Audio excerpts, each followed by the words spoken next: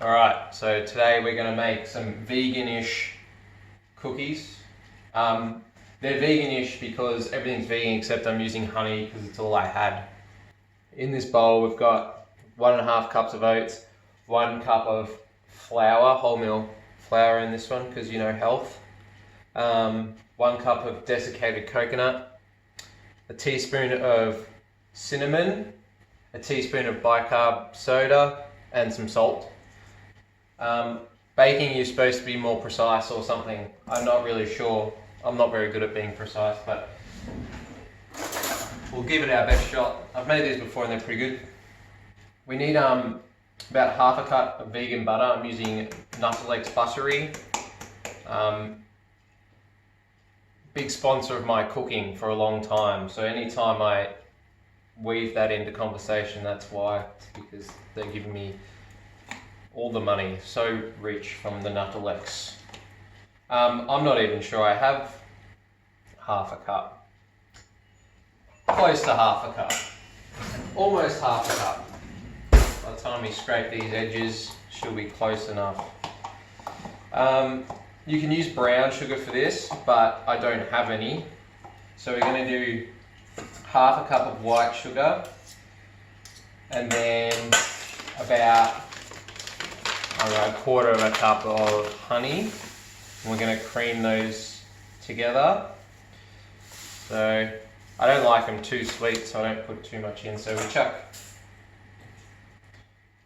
that was sugar, not salt. Good to check always. So yeah, 1/2 cup of sugar, 1/2 I've got a cup. And I've got this much honey. I'm just going to use it all because that's what I got. I don't really have any tricks on how to get your honey off your container. I think if you made it warm, but I'm ill prepared as per usual. I'm making this video because all my other videos are just getting such big hits, and there's 2 people that have actually made any of the recipes and they've enjoyed them. So I've decided that give the 2 people what they want. One being my mother, the other one being my brother and his partner. So we're going to cream these together. After that we're going to add a bit of vanilla. So like a teaspoon of vanilla. And yeah, then we'll chuck it into our flour and oat mixture. I've previously, instead of using sugar, just like put dates, cut them up fine, put them in hot water, but I couldn't be bothered doing that. You might notice I've pre-cut some almonds to put, so these are choc chip, oat and nut. There's definitely a better way of doing this. I'm pretty sure if you use some sort of electronic mixer it'd be easier, but I haven't done much today, so this is a workout.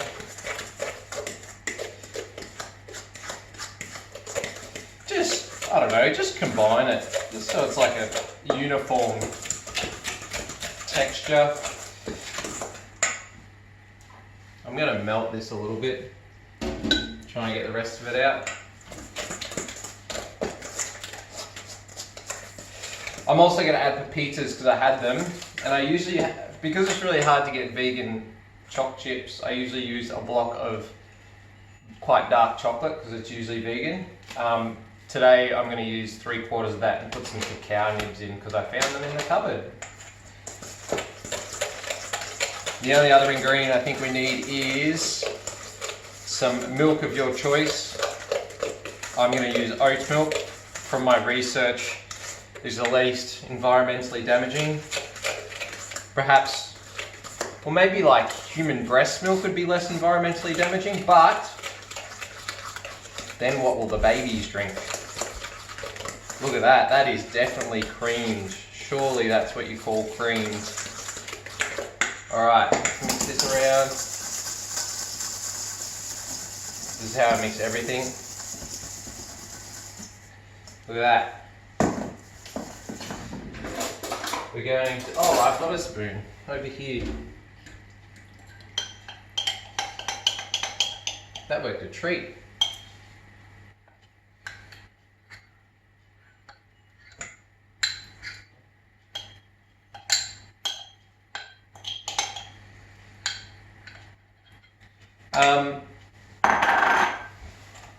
Being that these are vegan, you'd assume that they're healthy, but they are not. They are not at all. But delicious.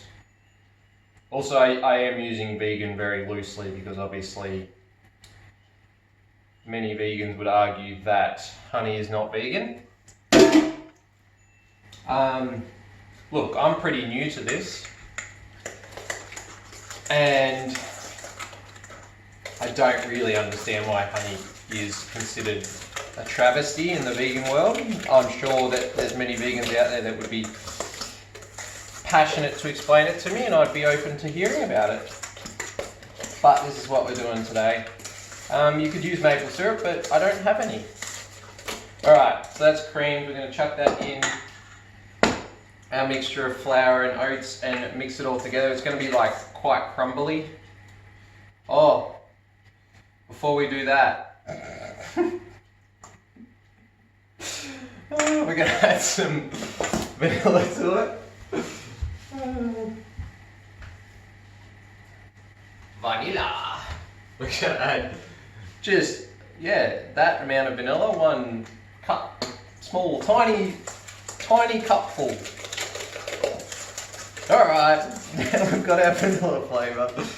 And chuck that in. Get the rest of this out. Can't leave any of that flavour behind. Oh yeah, and obviously you've preheated your oven to 180 degrees. I think 180, that sounds good. They're pretty quick to cook actually. Alright, we're back. Alright, now we're going to mix this up. It's going to be crumbly, as I said. There is definitely the possibility that I didn't have enough vegan butter for this, but we'll adapt and overcome if that's the case. Look at that, I just dropped out half the mixture, so that kind of helps. There you go, I don't need so much butter anymore. Alright, so just mix it up. It's going to be crumbly. That's okay. We'll deal with that. What we're going to do once that's all mixed through, we'll chuck about 2 to 3 tablespoons of oat milk in there. I haven't actually previously done this, but I'm also going to add a flax egg today, so that you don't need to. They do work without it, but they're quite crumbly when you put them together. So I'm going to try to put a flax egg in to see if it makes it better, and I will let you know by the end of the cook if it does. To make a flax egg, tablespoon of flax seed crushed up, or like you can buy like pre-flax seed meal, but I only have whole flax seed, so I'm going to have to grind it up with a mortar and pestle like a peasant from the 1500s. We're nearly there, guys. We're nearly there. Alright, little intermission because Harry wants to go outside. Come on, out you go. Get out. He'll be back momentarily. You know, 1 part flax meal, 1 part water, if I remember correctly. We're going to add that. Chuck that in.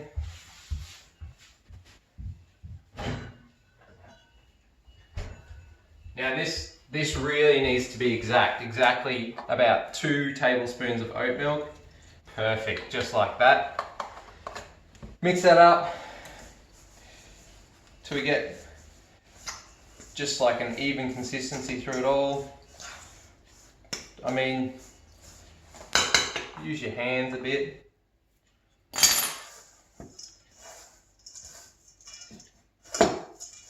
That's better.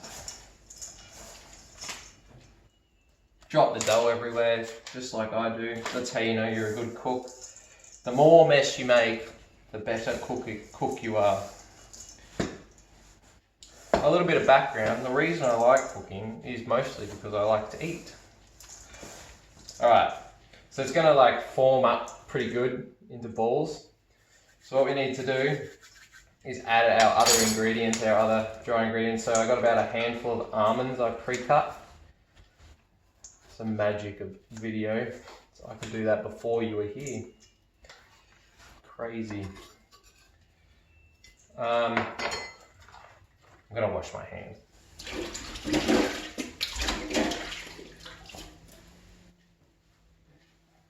I'm gonna add a few cacao nibs. I don't really know how many. They're pretty bitter, so just remember that. I'm gonna add about that much. Some pepitas because they're delicious.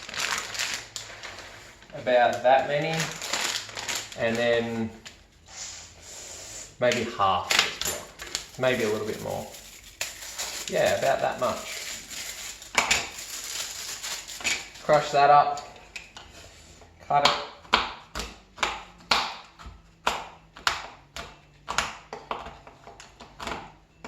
Don't cut your hands. That wouldn't be very good, would it? I'm not liable if you cut your hands, by the way. I actually hold no liability for anything. Not responsible enough in my life to hold any liability for anything.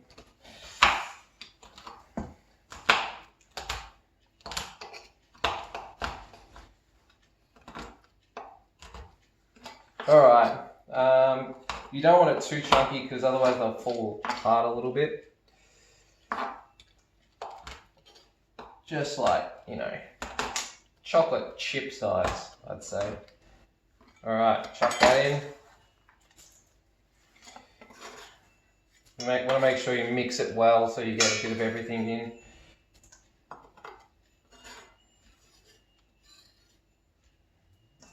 Awesome.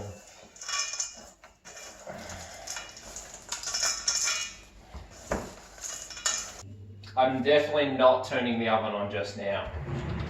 Did that hours ago.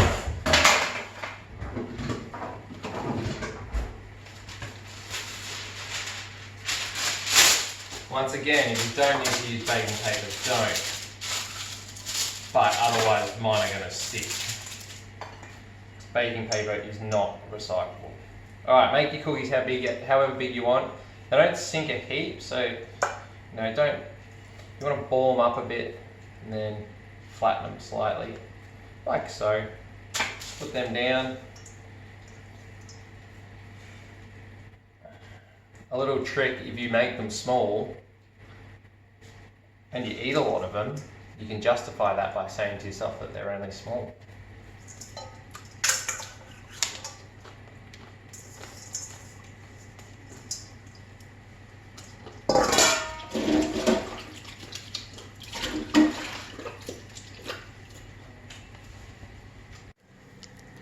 Alright, so this is how my cookies look.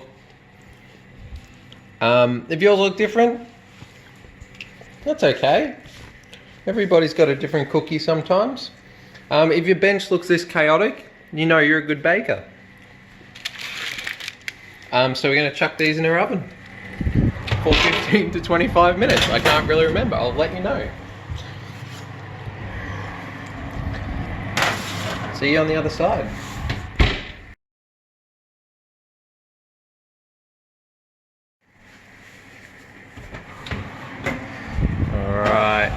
Oh, look at them.